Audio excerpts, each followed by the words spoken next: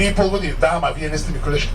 Јас имав 3,5 години тогаш и тоа е траума која што се памти многу долго. Пред да тргнеме од, јас се викам Диме, пред да тргнеме од центарот овдека во Скопје, мора знаете 3 објекти кои што се многу значајни овдека во самиот центар. Тука на самиот плоштад, која што е значајна за нашата историја, а потоа следна е Ристичевата палата. Ристичевата палата која што го преживеала земјотресот.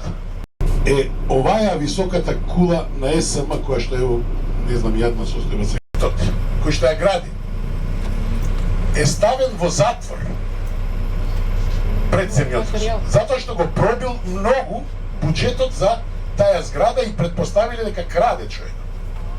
Меѓутоа, буџетот е пробиен затоа што зградата е градена уште во тоа време во еден стил, си ги спомнуваат доле во самите темели, направена е на тие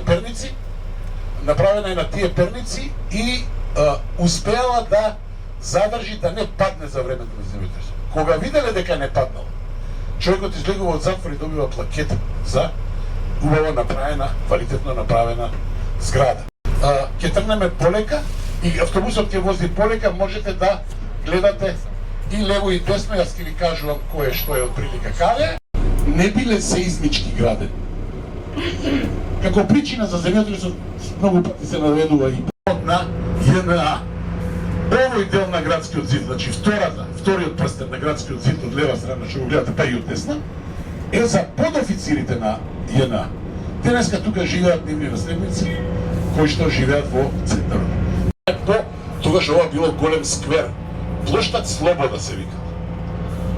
Продолжуваме понатака од проста причина земјотресот и часовникот заглавил на 5:17 минути.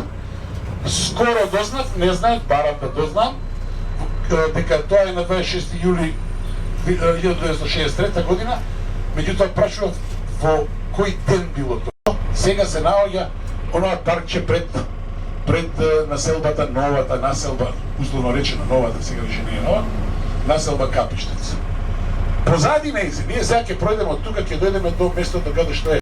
Заедно оперирале лекар од Германија и лекар од Полска. Иако Полска тогаш била во Варшавскиот пакт, сето тоа заедно дојдено тука во Скопје да помага. Таму Тафталиџе, па понатаму горе Жданец, Трнодол и така натаму, каде што луѓето кои што имале оштетени куќи, тогаш на куќите се ставало боја жолта, црвена, да се знае за кој е црвена, таа не се поправа и тие морале на ова место кое што сега се наоѓа. После тоа старата женечка станица прераснува во еден музеј и денеска таа е музеј на градот Скопје. Додуша сега моментално затворен, кој што од невремето се искривил часовникот, па мораат да го направат. Не е женечка станица, а од тука продолжуваше и одеше се до Кичево. Тоа беше последната станица на возот кој што циркулираше. И тоа беше и веднаш после земјотресот, почнува планот за реконструкција само да биде меѓу првите кои што помагаат. Ева гледате универзалната сала или пред земјотресот, меѓутоа оштетен, па потоа поправен. Одека е позади мене, значи десно од вас, е градежниот факултет, кој што и до денеска значаен, морам да признам. Линија 1943 година, кога 7144 од нив биле ставени во вагони од, како ги викаат сега,